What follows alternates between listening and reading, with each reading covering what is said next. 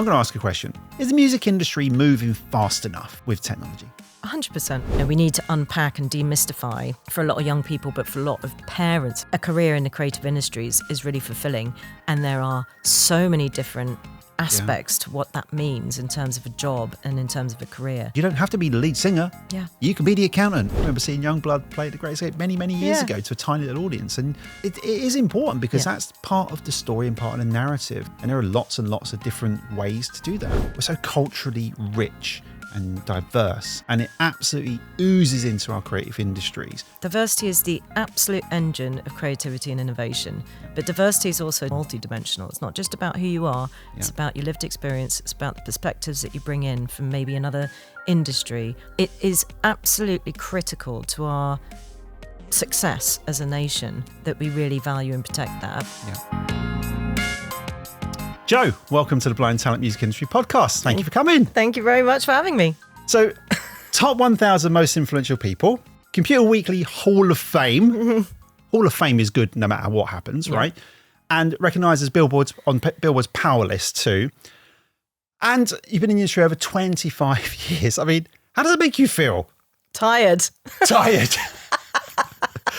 Yeah, I get that. I mean, you've had a front row seat in so many parts of the industry. Like, it was unbelievable. And I was looking through, I thought, okay, where the hell do we start here?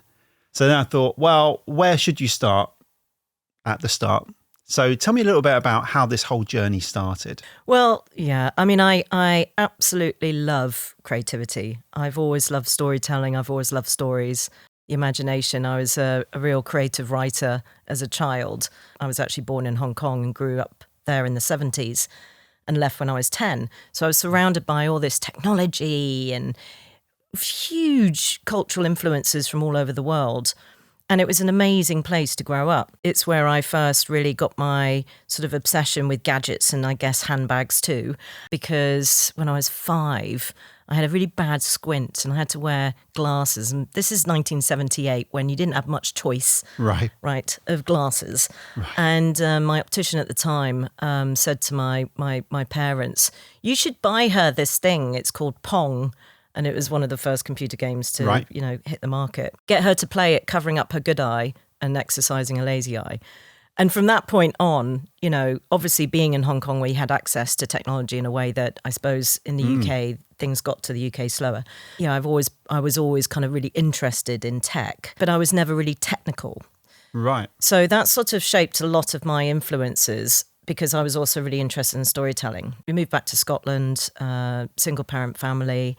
And again, that kind of storytelling, sense of community was really important to me. And it's sort of the thing that's carried me through. So I ended up, fast forward, going to university and I went to university at the time when the internet was just arriving. Right. But I started doing my degree. It was a geography degree. It was very much about culture, about community, about urban landscape and how you design places to create and enhance community, or how sometimes urban design can destroy community. So that sort of community thread became super important. The internet arrived. I started accessing the internet. Again, early days, Gopher, using Gopher, which lots of people don't know, Mosaic. And I ended up... and these were the search engines of the time? They were the ways in which you access things. Right, yeah. And it just became really interesting because I was like, well, I can access information and academic papers that I can't get in my library. And I just got really fascinated. My undergrad dissertation ended up being an ethnography of people in internet cafes because I realized that people were going to internet cafes to enjoy the environment, be in the public sphere and public space. But what a lot of people were doing was actually on internet relay chat or playing games or accessing communities and chat rooms and bulletin boards. And so they were these liminal sort of in-between spaces. So my undergrad was about comparing them to 19th century Parisian coffee houses and flaneurs. So I was like really highfalutin and I didn't know what I was really talking about. But I knew there was something in there and I ended up being encouraged to take it further and do a PhD. And that's where I did my PhD, went down to Newcastle, 97, And my study there was about young people identity in online communities, and that kind of place-based versus online community. And that sort of really, I guess, set me up in terms of the way that I see the world when the internet was really changing how power, communication, information was flowing. Yeah. So my career sort of started from then. Then go on, let's talk a little bit further on then. So obviously that piqued all of your interest. And then you started to secure roles across BBC and Channel 4 and, UK. Tell me a bit more about that journey, sort of post-university, I suppose.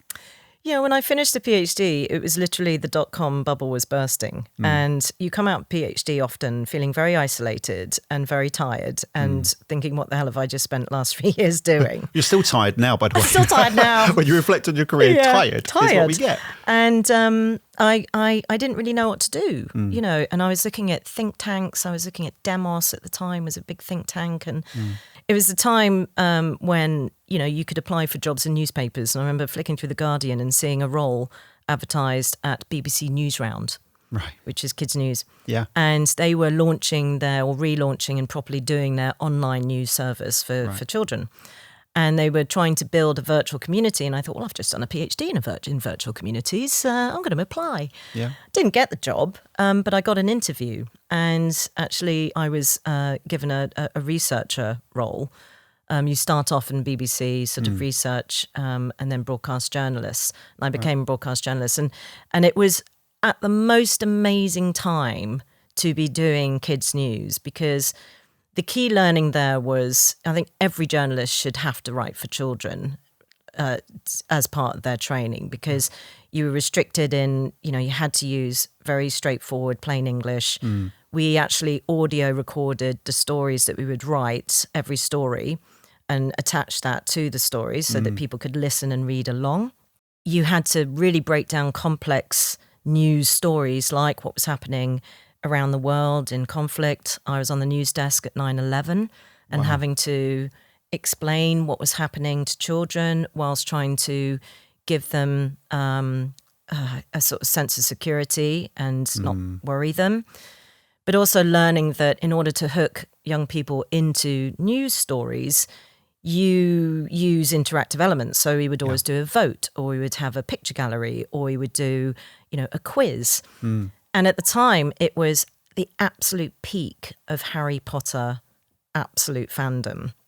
So Excellent. The books had started to be released, the films had started to come out, and we had the biggest online community of fans around what we were doing and we were covering. Lizo Mazimba was a reporter for Newsround at the time. He's still at BBC. And he knew J.K. Rowling. He got some really great exclusives. And we had so much fun. So mixing, understanding how to manage message boards, community management, how to bring audiences in, how to keep them there, how to entertain them. We were doing some of the very, very first interactive web chats. Oh, brilliant. What with young people? So kids would be sending in questions. We would have some of the stars of Harry Potter. Lizo would be interviewing them. I'd be sitting there, typing out the questions and giving them to Lizo, and we... I'm assuming on parchment. Yeah, on parchment with a quill. Obviously, because it's Harry Potter. So, of course, yeah.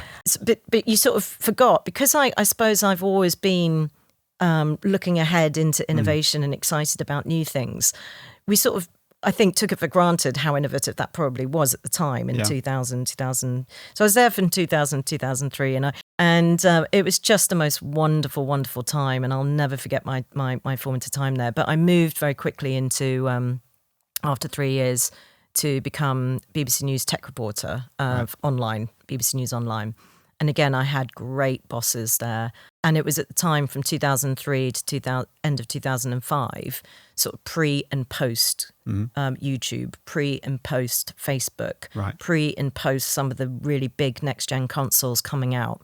You had Grand Theft Auto really hitting the consciousness of the general public. So all of these things were just so... It was just such a brilliant time to be a tech journalist. And I decided after a while, this is great, but I'm not sure I want to continue writing about other people's ideas, and I want to continue, to sort of tread my own path. So I left. joined a think tank for a year, didn't enjoy it, and came back to the BBC and actually came back into research, proper audience research. And it was a time when the BBC was looking at what it did in on-screen in telly and trying to create a commissioning team that was multi-platform. So I was I became BBC Three multi-platform channel editor, I think it was called at the time, working with Danny Cohen, who's brilliant. So this was all of the non-linear channels. So this is all your online channels. Well, it was everything around the programme. Right. So what we all take for granted now. So we did some of the first prototypes of two-screen kind of clap-along, react-along things way too early, but early enough that BBC learnt a lot. Right. So I would look after, I became multi-platform entertainment commissioner, and we worked alongside the entertainment commissioning TV team to be able to do things like commissioning the red button content. My favourite one being what I did around Top Gear, which was an archive quiz using a sound-alike on the red button, and it was huge. We did the online version of Only Connect, which was absolutely massive. You know, sort of stuff like that. Yeah. But then everything around Strictly Come Dancing, everything around The Apprentice. We did an Apprentice Predictor that was actually commissioned by my colleague Martin Trickey, but Apprentice Predictor, where you could predict who was going to get fired that week. You know, so brilliant. All of these. So it's all red button interactivity. Red button encased within the show. On laptops, on computers. Fantastic. But again, at the time, you know, you didn't have smartphones. So it was very different landscape to what it is now. But again, it was really innovative, groundbreaking I always feel like stuff. red button felt like the next natural step from CFAX. Yeah, or Teletext. I used to do CFAX content as well. Oh, really? So then tell me what happened after that. So obviously you went through BBC, then on to... Channel 4. Yeah. So... My people. I got quite frustrated because the BBC is so incredibly valuable. And I think it had a little bit of a tricky time whilst I was there around games. And I really wanted to commission, what I wanted to do in entertainment was commission games around some of our properties.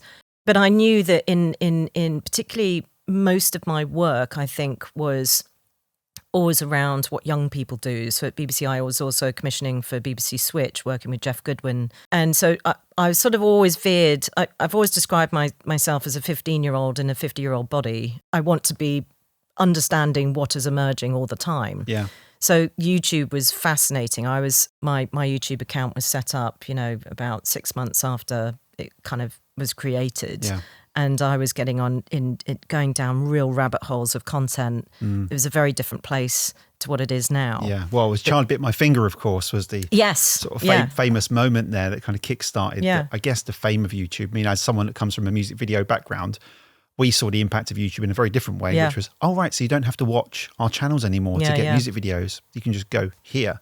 Yowks. Well, there was also a lot of drama formats that were beginning to emerge. So I remember following along, discovering Lonely Girl 15, which was a pretty groundbreaking kind of, you didn't know if it was real or not. You know, it became such a fascinating storytelling sort of stage, I guess. Yeah. And I had the opportunity to move out of BBC into Channel 4, into the education commissioning team. And I grabbed that opportunity because they were going through a transformation where Channel 4 Education didn't need to deliver that sort of commercial return. It was for the public good. Right. And they were targeting 14 to 19-year-olds with content, and they were very much moving away from doing TV content. And they were looking at, you know, we need to reach young people where they are. Yeah. So there was a little bit more latitude at Channel 4 to be able to do that and make trouble and, you know, be quite risk-taking. Yeah. And which is inbuilt into Channel 4's DNA, right? Totally is. And it was very attractive to be there, and it was great to be there. And we commissioned some brilliant social media, and we also did some really interesting stuff with SBTV in the early days of SBTV. Yeah. But we also commissioned games. Yeah. So it was just absolutely fantastic. But being at that sort of time where we had that green card to do these really unique things just taught us all so much. And I worked with so many brilliant people, and I take credit for none of it. It was all other people who had brilliant ideas, but it was so great to be part of that. So your whole career to this point has been about influencing change. But now let's fast forward a little bit to your role now, your current role with the BPI. Because if ever there was an industry that needed really good thought processes around change and managing substantial change, where the tectonic plates of the industry seem to be constantly shifting backwards, forwards, up, down, left, right, and at the advent of technology being at probably the most powerful it's been in my lifetime in terms of what it is capable of doing, we find ourselves in this really interesting music industry where the opportunity has never been so big and the fear has never been so big, and the sort of sensible approach to how we managed through this significant period of change has never been more needed. And so with that, tell me a bit about your role and how you're kind of taking that fight on. So BPI, as a trade body, we represent the recorded music side of UK businesses. So many of our members are label businesses or versions of label businesses.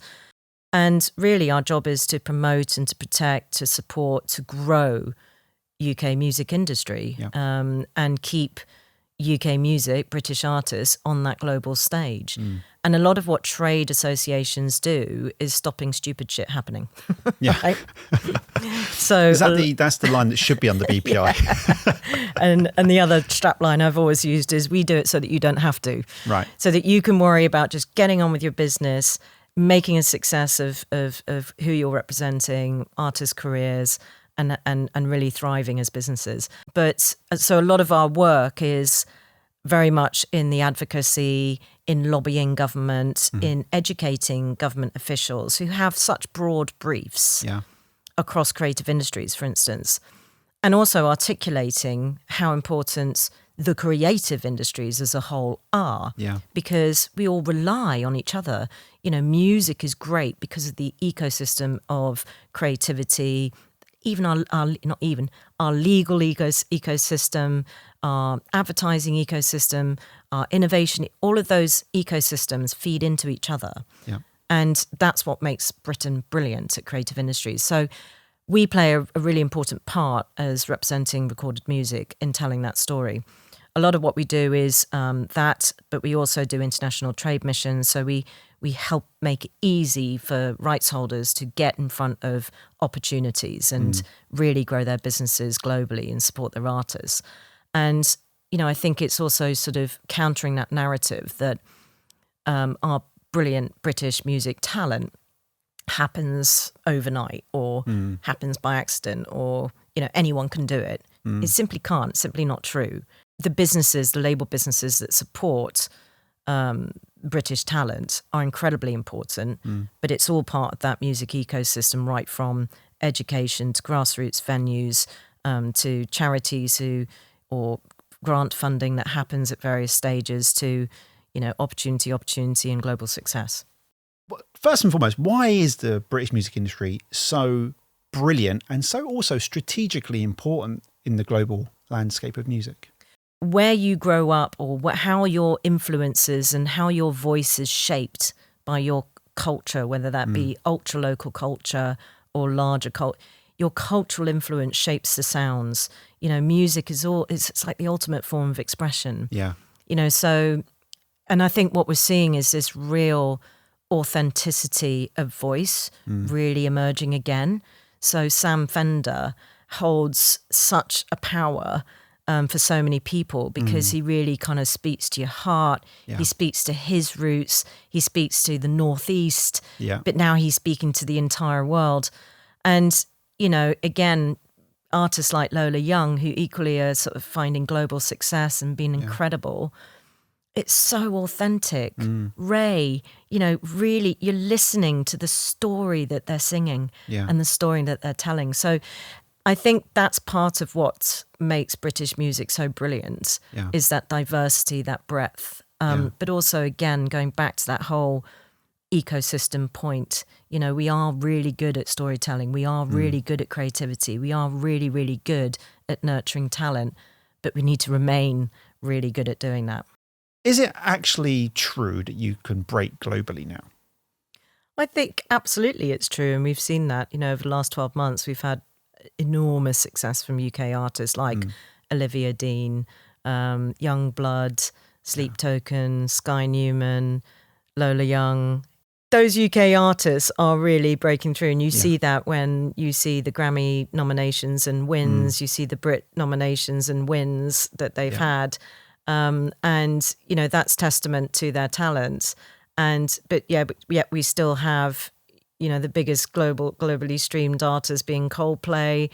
So there's a real mix of established talent and the emerging talent who are breaking new territory, different territories. That's the beauty of our industry. We've got established acts still doing really well and newer acts really beginning to do brilliantly on the global stage. Yeah, and whilst some people listening or watching might sort of shudder at the idea of Coldplay being so successful, they're a great example of a band that have sustained a really long career with great, great, great music.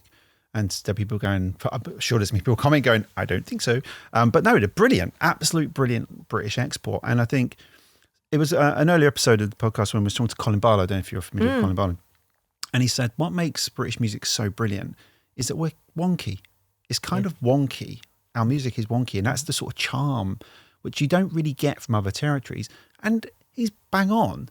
When you listen to Sam Fender, it's great pop music. There's just something different about it. When you listen to Olivia Dean, it's great. It's clearly got some nods to the 60s and 70s, but it's wonky. It's got something about it. It's something about British pop music that just makes you go, yeah, this is different. This hits in a different way. And that's probably why it connects so fiercely internationally when you get it right. Yeah. But I want to just ask one question, because obviously you're in the export game, right? And probably the import game, but you're in the export game, getting our British talent onto other people's shores. In your opinion, what makes an artist really exportable? Well, I think it is that authenticity. It is what connects. It's really interesting. We partner with a few others to put on the British Music Embassy at South by Southwest in Austin. We did do it in Sydney before that then didn't happen, and in London. And what's great is just tracking that journey and the sort of stepping stones, but I prefer to call them lily pads because they're more precarious and need nurturing, to and BME being part of one of those lily pads. So we've had people like Sam Fender perform at BME before they were known. We know how important it is to be performing, to be on stage, to be cutting your teeth, to be refining what you do, to be shaping based on how the audience is feeding back, how the fans are kind of enjoying it, to shape you into that then, act that's going to get a Mercury Prize nomination and then a BRIT Awards nomination and actually winning a BRIT Award, and so, and then going on to be a global superstar. So all of those elements, and that also includes, by the way, before you even get there, what happens in the education space. So what happens really early on that helps you sort of hone your talent and your passion.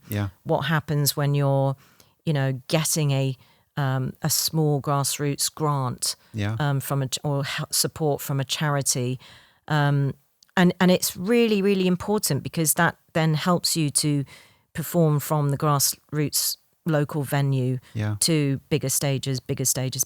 All of that is part of the development that is so critical to an artist's success. Yeah, and I guess it's a bit like the sporting system in some ways. Okay, they have to go and play at 6 or 7 and learn the game. They have to be given an environment where they can just play, know. And actually, my brother is involved in a company called Rocksteady. It does a lot of that in-school training, and it's really accessible. In the first lesson, you're in a band. Really ignite their passion for just playing music and enjoying it in a really risk-free environment, and then bringing that through the schooling system so that it becomes part of the schooling system.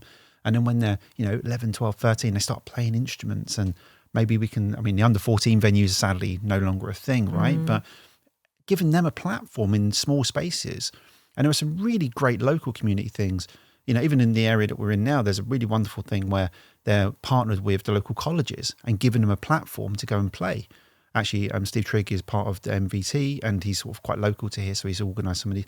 This is all really important stuff that people just don't see. And that's the part, that's really kind of what I'm hearing a lot as well. There's a lot of the industry that's so influential in developing the Sam Fenders and the Olivia Deans and the RAYEs and the Adeles that people just don't see. And only when it's too late that they go, oh, right, so we probably should go to our local venue and support bands, because that we're nurturing the next generation of international British pop stars, which sounds big for such a small amount of effort by just supporting your local artists. So it's really amazing to hear that. And you talked a bit about South by Southwest as well, and these industry events. Not a lot of people listening might know what they are, but tell us a bit about South by Southwest and kind of associated industry events like Reeperbahn and things like that. You know, how important are those industry events?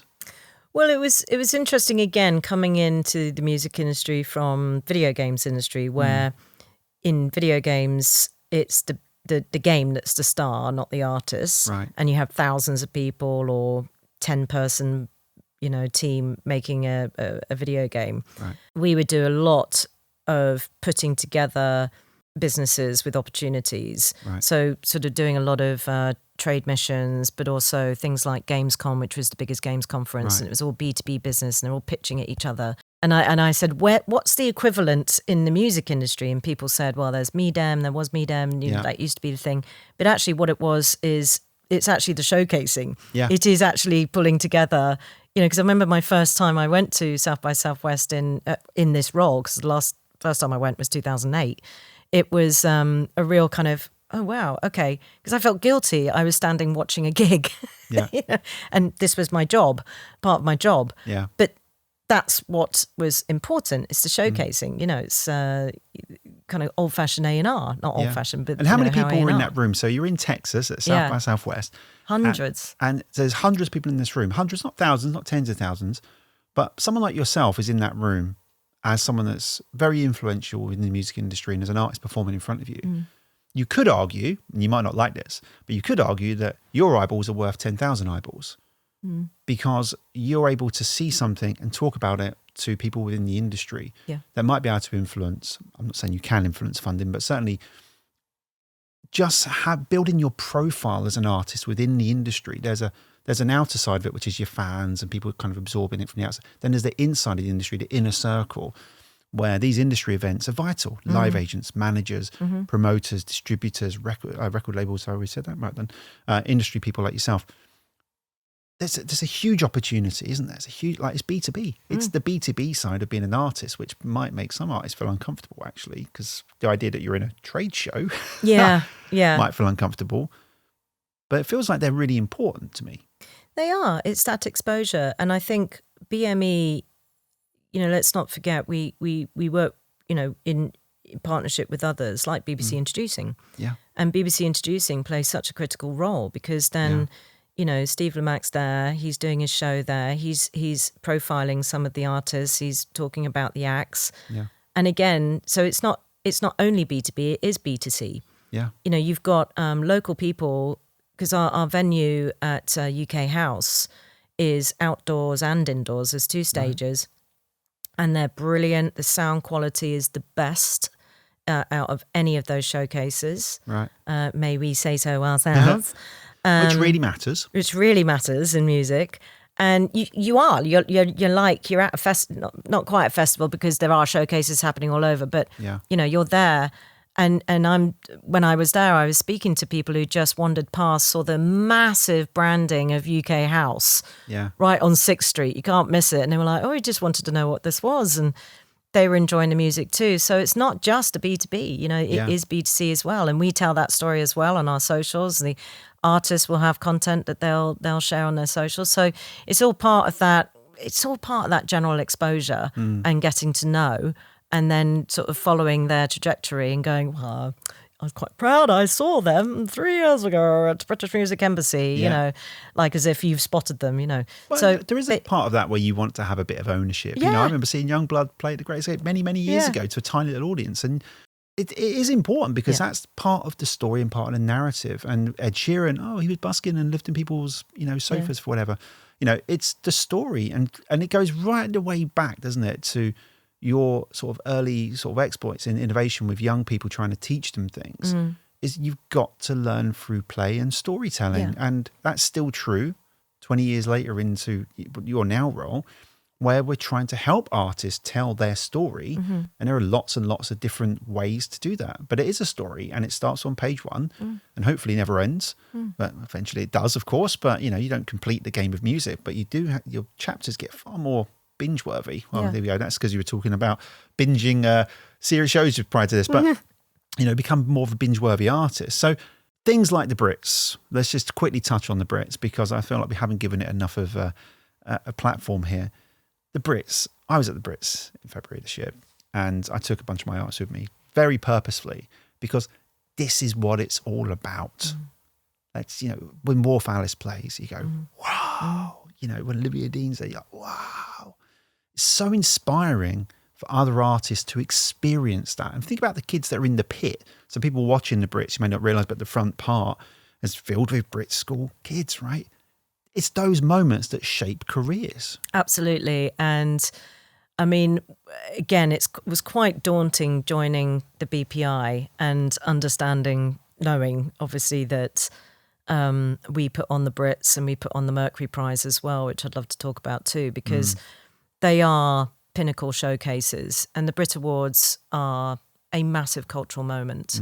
They are about, what has resonated essentially in the ears of the British population over that last 12 months.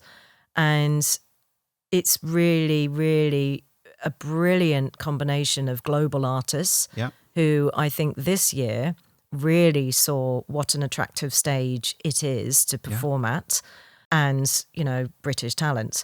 And for the first time ever, we moved it out of London. And that was very significant as a move. And it allowed us as well to work very closely with Manchester City Council and the local authority and Mayor Burnham to be able to create a fringe week, which for me is incredibly important, because that is about a proper investment in local talent, in building aspiration, in opening up and explaining pathways into the industry. Because what we haven't really talked about is that it's not just about being an artist.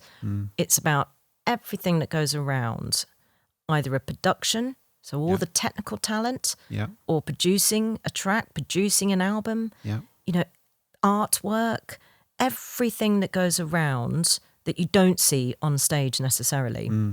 And so it's important to open that up, because a lot of young people, they don't know what they don't know, right? So they don't know what jobs exist. They don't know that actually if they go and do law, I've never met so many lawyers as I have in the music industry.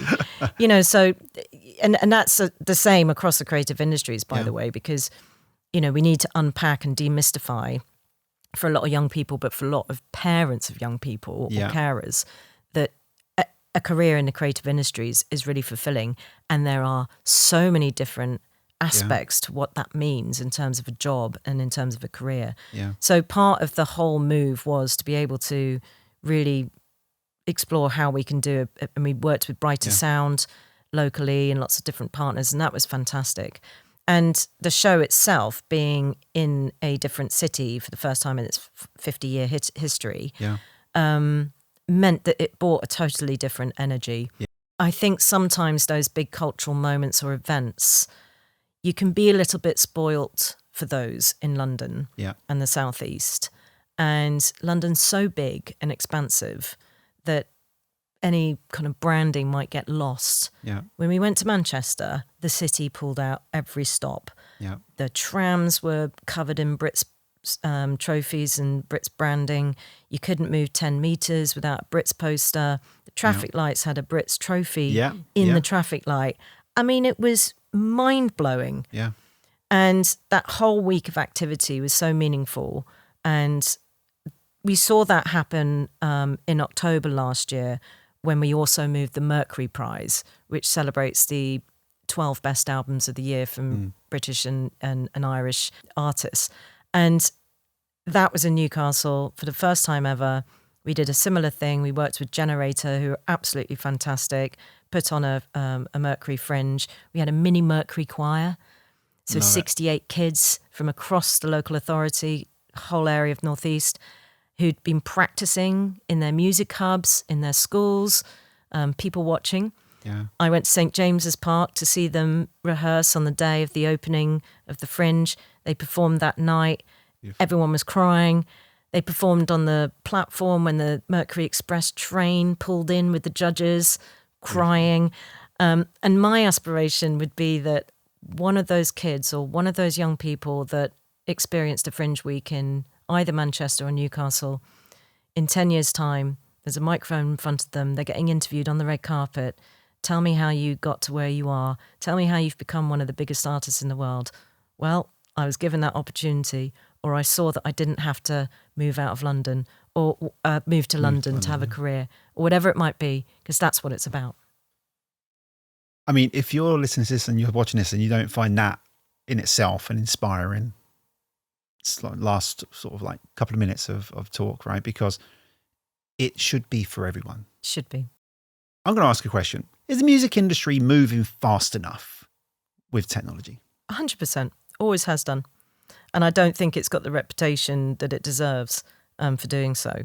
You know, the music industry is always, I think, one of the first to be disrupted by technological innovation, but to embrace it. Yeah. I know it had a tricky time in the late 90s and early noughties, but it worked its way through. And as a result, what we've created is a licensing ecosystem, a way to be able to work with technology and innovation and data and tech in general to be able to do what we do better and to serve artists and support their dreams better, to connect and serve fans better, to, you know, personalize what they want to hear or whatever it is. So I think that, you know, often the music industry, perhaps we don't shout loud enough about how innovative we are. I think that goes for the creative industries as well. I really, really, really, there's lots of words that really I prickle at.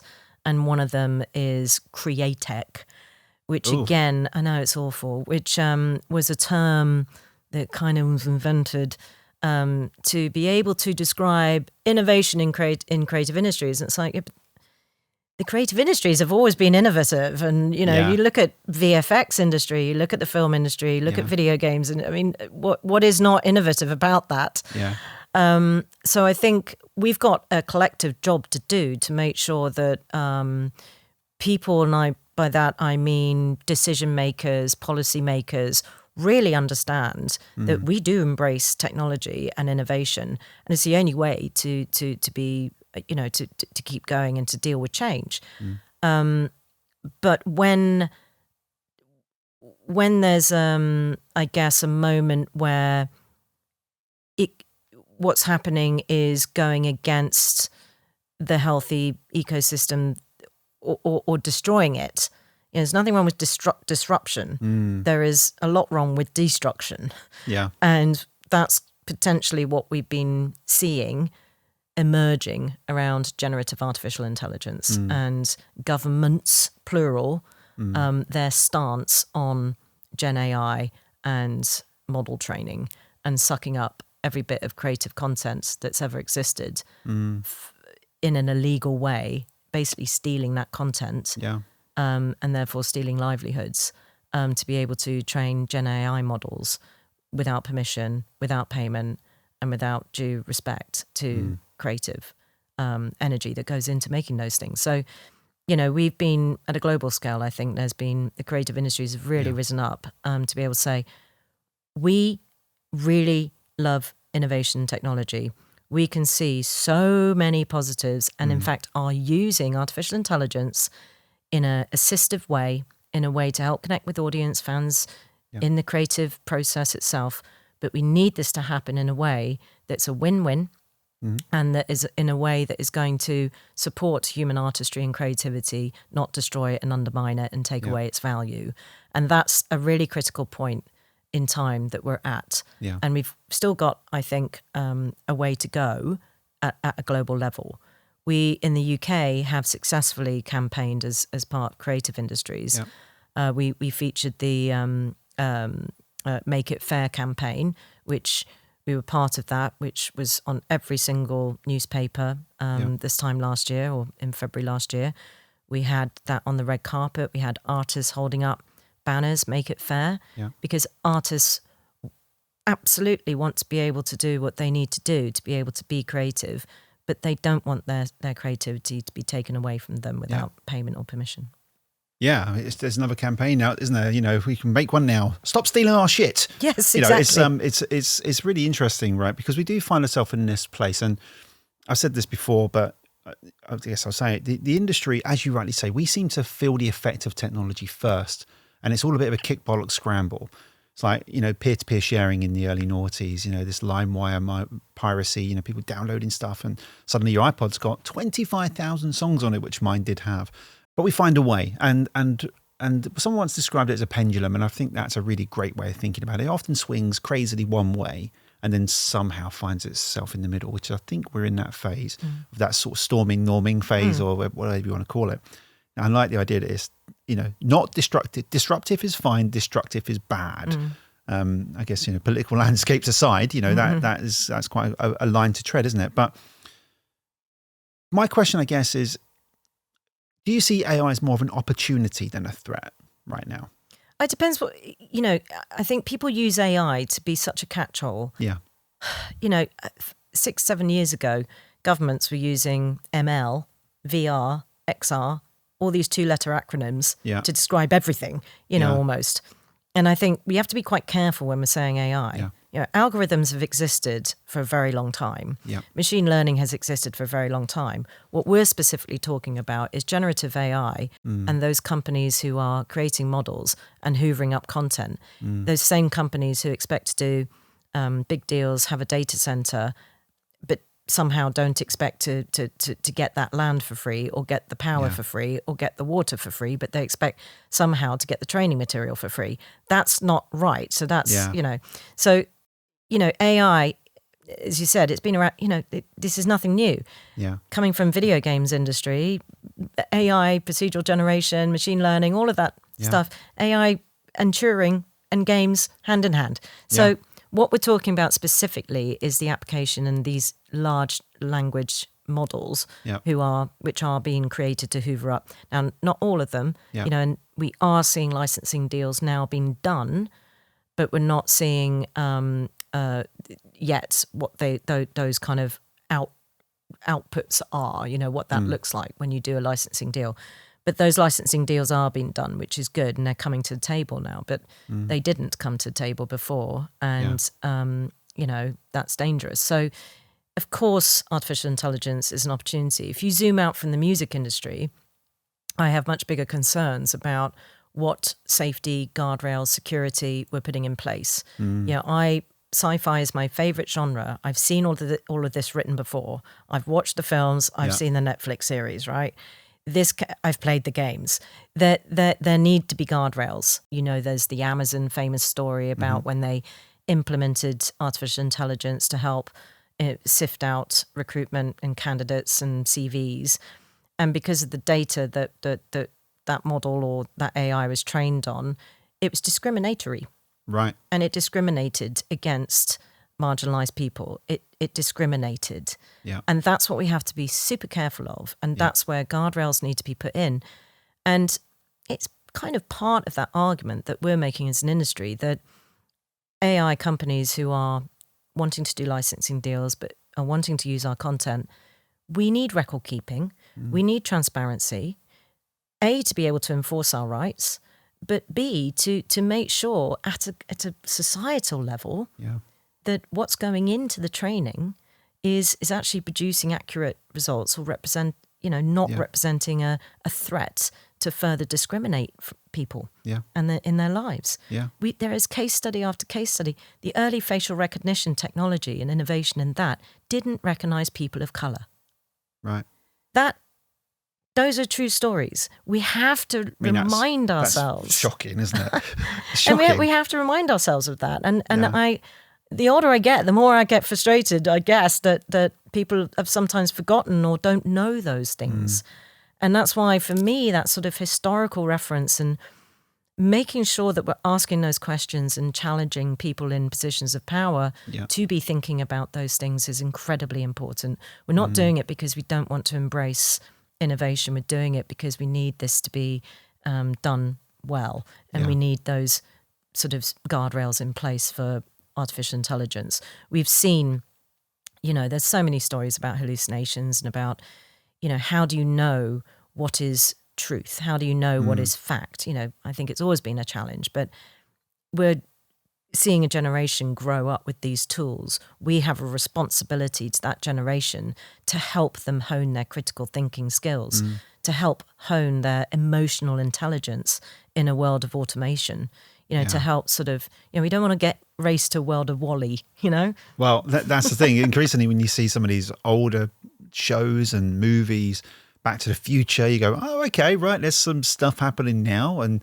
then you look at Wall-E and go, oh, okay, that's a bit close to the knuckle, isn't it? Then you look at Black Mirror and go, okay, well, that's some extreme examples of where it could go. Or, but they're not so extreme. well, not now. I mean, that's the thing. That's why I think sci-fi, and my favourite part of sci-fi is near future dystopian. Right. Because, you look at things and those stories that have been told, and they're not so extreme as we think. The episode of Black Mirror where they're rating each other. Yes. I find that one really unnerving because I get really obsessed about my Uber rating. Yeah. And I'm thinking, I can't be any nicer. Yeah. If I tried. That's the truth. Yeah. And that's the case. And that's why, again, we need critical thinking skills to be able to go, hold on, and ask the right questions. And I guess that's why some of the social media stuff's being challenged right now around access to social media. I can understand totally because it's a bit of a, I don't know how well the Australian experiment's gone. I think there's different case studies around how well that's gone. But, I do think guardrails as a kind of concept is something that needs to be agreed and looked at across lots of things, not just social media, but of course music and licensing and AI and generative AI in particular. And I'm glad you made that distinction too. It's kind of why I asked it in that way, because I knew that you would with your background, because AI is not that nuanced. It's just that's a very big term for what is a lot of different software and technology beneath the surface doing lots of different things. And so it's really, really nice distinction. So coming towards the end of it now, but I've got a question for you. So what's one innovation that you think will genuinely change the industry? So in terms of all the things we talked about, is there one innovation that you think that would really help? That's a difficult question. Well, we were talking about ideas beforehand, right? Nan drones. So for people listening before this, obviously we meet beforehand and we have a little chat, and Joe's got some incredible ideas. So already purchased some URLs in lieu of these ideas becoming global phenomenons, and Nan drones is one of them. Was one of them. Meals on Wheels delivered by drones. Yeah, perfect. That's probably Jeff Bezos. If he hears this, that they that kind of might be a exist thing. now, anyway. So Is that Deliveroo? well, you on the have driver. drone delivery, of things, Yeah. or the little, robots on the streets, which we never see in the UK, but you see them delivering food and Yeah. anyway. Yeah. I don't know what that would look like in the UK. I feel like we'd have some sort of mad kind of view on that. But Yeah. is there any innovation that you've seen? Maybe there's something you've just seen that you thought, that's really cool. I really like where that's going. Well, I guess, I think anything that's going to be helping, making, sort of finding venues, finding gigs, finding your community is always going to work for me, because that might not sound very innovative, but it gets harder. And we know through a lot of research we've done, we did a big piece of research on Gen Z that's just been referenced in the fan-led review around why young people prefer going to smaller gigs or smaller venues. And actually, being able to innovate in that and being able to know how to monetize and sustainably monetize those kinds of venues is really important. But, I just think that overall, I just yesterday was on a games and music panel, and, I do think that there's a lot of cool, fun things that can be done with fan communities in a lot more nuanced way for the music industry to learn from the games industry in terms of game mechanics, in terms of playful stuff. I'm really fascinated by super fandom and how the music industry is using technologies, using platforms, is using techniques borrowed from the games industry to be able to keep that loyalty, build that community, and innovate with that community of fans. Yeah. So I don't think it's one specific innovation, but there are so many innovative companies we work with. We've got a whole innovation department who work with music tech startups. We help connect them with label members, and they're doing some fantastic immersive experimental, accessible immersive experimental projects. They're doing things using AI for ticketing, using all sorts of really innovative ideas, again, to be able to enhance how you connect music with fans and how you connect those artists with fans. And that's and I think that's the point, isn't it? What we're looking for now is that innovation that is enabling human connection using digital prowess almost. And I think there are going to be technological advances that, like the P, I don't know if you've seen the P that you can put in your ear, and Google Glasses, and maybe the next advancement of that, whatever that looks like. And I think there are things like that I'm quite excited about. I don't know what the hell it's going to look like. I have no idea. But making things more enjoyable through play, perhaps, is... Playfulness. Fun. I mean, the creative industries are all about joy a lot of the time. Yeah. And God knows we need that right now. Yeah. Those moments that connect us. And again, that's what it's about. When you look at fandoms and you look at music in particular, music is the social object, or the artist is the social... social object, but at number 3, social object. But it's the thing that if you're at, particularly in person, at a live gig, and you're all there, and you're all from different walks of life. Yeah, you have different backgrounds. You might have different political views, but you're all there because you love that thing that you're watching and enjoying and connecting around. And that we know again through our research that is what the next generations are really hankering after. This big shift that everyone could have predicted, that people want that more face-to-face, tangible experience, particularly that generation who were growing up through the pandemic. They want that face-to-face, but they might want it at a smaller scale. They might want it at a more personalised level. They want that community connection. Community is so fundamentally important to being a human. Yeah. And those are the things that never change. Throughout all the technological innovation you can have, we mustn't forget what makes us human, what drives us as humans, and what keeps us, happy as humans. Happiness as humans. I think I mentioned to you about a book that I read and I love called Sapiens. And it kind of really is the best and worst of being a human. But it does talk about at a sort of more tribal level, actually, and Neanderthal level of why community and connection is so important to us. And I think I may have also definitely said it on here before. We're born with a heartbeat, so we are already musical when we come out of the womb.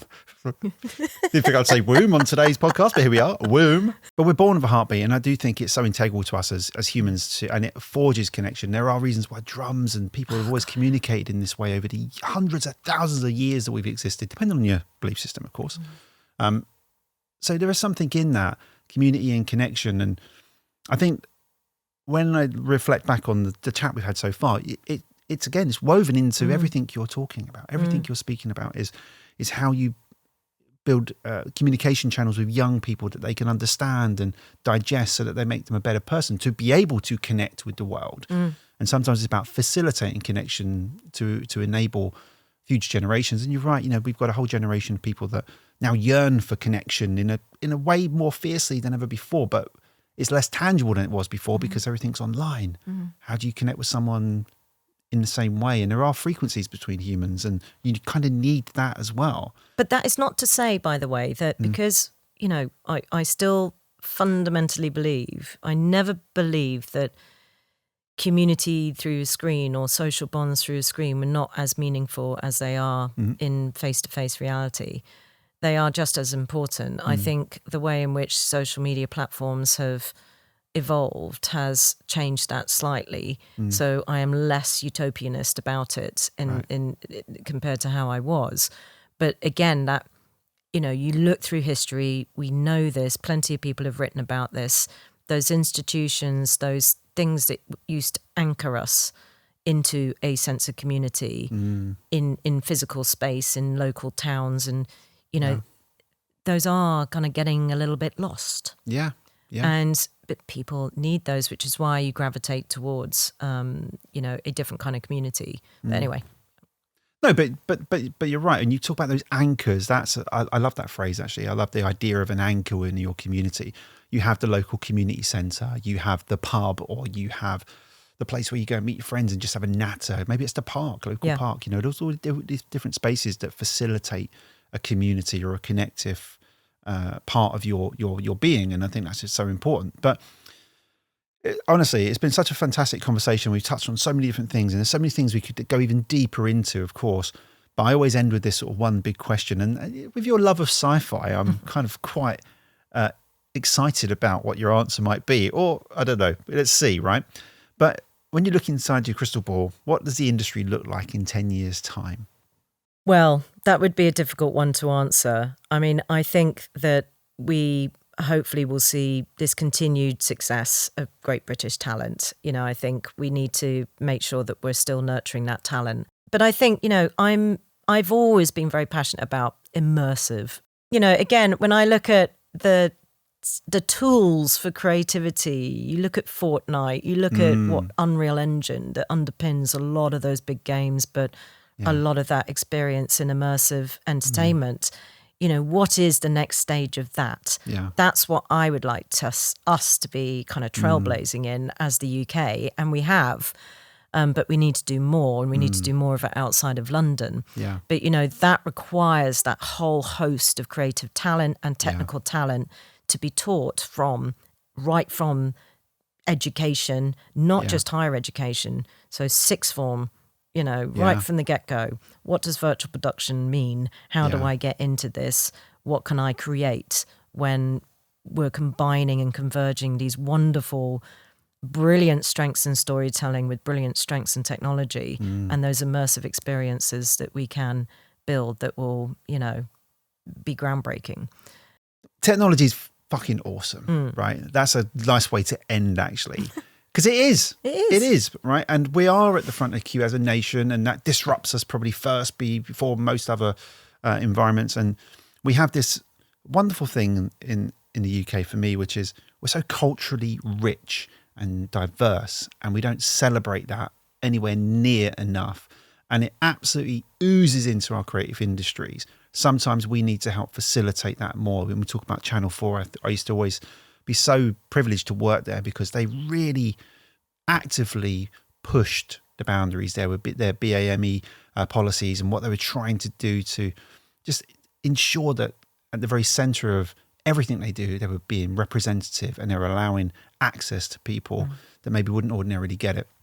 And I just thought that was absolutely phenomenal. We need more of that, please. And I think the whole conversation really, Joe, has just been such a wonderful journey throughout your career, which has just been every milestone moment really is underpinned by technology and change and how you've influenced change and how you've had impact in there. Whether you want to, it might be quite uncomfortable. I call it really good timing, right place, right time. Right. And I think that is very much true because I couldn't but I was there at the right time. I think that's incredibly humble. I think when I looked at your career, I was just like, it goes back to the very top of this. It's kind of a big deal. People know her. And I just think it's been a fantastic chat. And there's so much rich stuff in there. I really hope people listening and watching can take some of this on board and see how can they help also. Would they go to that show? Would they say to the child, you don't have to be the lead singer. Yeah. You can be the accountant. Exactly that. These skill sets, I think human creativity and originality is driven, absolutely driven by diversity, right? Diversity is the absolute engine of creativity and innovation. But diversity is also two-dimensional or multi-dimensional. It's not just about who you are. It's about your lived experience. It's about the perspectives that you bring in from maybe another industry or maybe having been brought up over, in a different country. It is absolutely critical to our success as a nation that we really value and protect that, but that we really recognise what that means. And, that we're not going to get innovation and creativity if we don't have diversity of thought, diversity of lived experience, diverse perspectives feeding in and challenging and disrupting. That's what's going to keep us going. Disrupting, not destruction. Exactly. Unless something's really, really bad. But AI is not going to replace human originality. And that is something. You heard it here first. It can help us in assisting us, but it should never replace it. I just think we'd fight against that. I think it's just inbuilt within us that we have to have that humanity, that creativity is just inbuilt. I don't think it could ever replace what we do. Well, but we need to be vigilant so that it doesn't, because people might see easy wins. People might look at some imaginary huge economic benefit to a country, and actually then what happens to people? What happens to the humanity? What happens to, again, innovation, which most stories of innovation have been that happened by accident. This thing was intended for this, but we actually realized it was better for this. But that's because humans were in the driving seat of technology, not the other way round. And I think, when we think about creativity and when we think about the future society we also want people with empathy. We need emotional intelligence. That is a critical skill set of a leader, I think, is that emotional intelligence. How do you teach that? How do you grow that? You do that by exposing people to art, exposing people to music, exposing people to creativity, to having the opportunity to create and be on that journey. It doesn't matter what the end result is. Yeah. It's that creative journey. It's the learning. It's the experiencing. It's the being challenged and thinking, I don't like that. Well, why? Instead of just being so binary about things. That appreciation of different perspectives, of different ways of seeing the world. Got to protect that. Could not agree more. And I think that is the absolute perfect way to end. Thank you so much for being on the podcast. It's been a fantastic chat. I really, really enjoyed it. Thank you so much. Thank you. It's been a pleasure. Make sure you subscribe and drop us a follow on Instagram to get involved with the conversation. For more information, go to blindingtalent.com or drop us an email at industry@blindingtalent.com. Thank you.